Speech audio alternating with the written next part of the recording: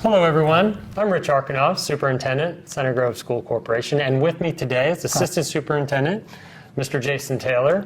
Mr. Taylor oversees our Human Resources, our Health Services Department, and our Technology. So thanks for joining me today, Jason. Thank you for inviting me. Appreciate it. So we're going to give you some updates today. The first thing we'd like to share is that we are ready to go back to in-person instruction 100% with 6 through 12 on September 14th. So we want to talk a little bit about how we came to that decision and some of the information that we've used and the data that we've been looking at. So we're pretty excited to get ready to do that again. As you know, as a school corporation, that's been our biggest goal, is to try and maintain 100% in-person instruction as safely as we can. And I know your Health Services Department team has been working really hard to get that done. And so how did we, make some of those decisions? Well, this week we got a new data point, actually. As you know, we've been looking at metrics, internal, and what we could see on the state dashboard.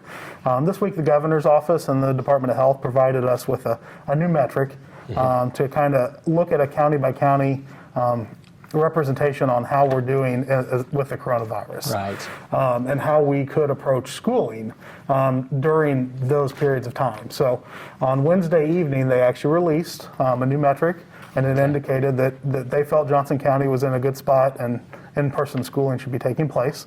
And that did weigh in to our decision somewhat this week. We also continually look at, and Ms. Norman and her Health Services Department does a great job of helping us track our students who are going home due to COVID-related symptoms, and they're being asked to either isolate or quarantine depending on the situation.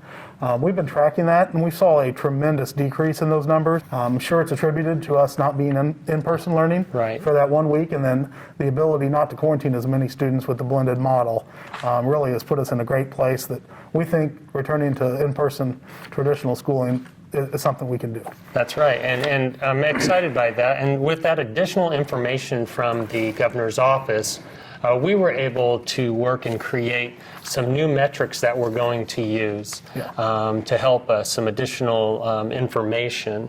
And particularly, we're going to be looking at our COVID-related absences, and to help us in the future make a decision of whether or not to go make a change in blended or e-learning. One of the things that we're looking at doing is using about a 15 to 20% absentee rate. That's correct. Particularly related to COVID. And so that will help us then make a decision in the future of whether we should go to blended or e-learning. That's exactly right. So we're looking forward to being able to use those numbers and metrics, and we're going to have more information on our website, and we'll be sharing that out for you to see. So as we continue to move forward, we're just asking that you continue to practice safely, social distancing, and monitoring yourself. Can you remind us about those daily health checks? Yeah, we really need those daily health checks to continue. That's what's really helped us get into the situation we're in now in a positive way. Each day we're asking that you ask yourself some questions. Have you been in contact with someone who's had the coronavirus in the past 48 hours, or who's been a positive test for COVID-19? We ask that you monitor your physical health. Are you experiencing a fever that's over 100.0 degrees Fahrenheit? Do you have a sore throat? Is there a new onset of an uncontrolled cough, diarrhea, nausea, vomiting, abdominal pain, a headache or a fever, or a new loss of taste and smell? We also want to remind you of the guidance that was updated last week, where if someone in your household is awaiting a test result, that you should quarantine until you get that negative test. You can come in right after you get that negative test. We'd love to have your students back, but that is a new one, and we want to make sure folks are aware of that. And then finally, have you been diagnosed with COVID-19 in the past 10 days is the last thing you want to keep in mind and remember, that we would not want you to be coming to on-site in that case. Yeah, that's really good. And of course, we sent home the magnets, and they have those icons, and they've changed a little bit based on the CDC, but overall, they're still the same. They are. We actually reduced a few of the symptoms, so definitely look to the website for those. It's really down to about 6 now, which is great. Makes it a little easier to decide if you should or should not come to school. Fantastic. So one last thing, as we go into this weekend, it's a long weekend, holiday weekend, and a lot of times people go out and have a really good time and go to the lake or a lot of activities like that. So we really want you to be cautious this weekend. Practice social distancing. Please be safe. Wear your masks.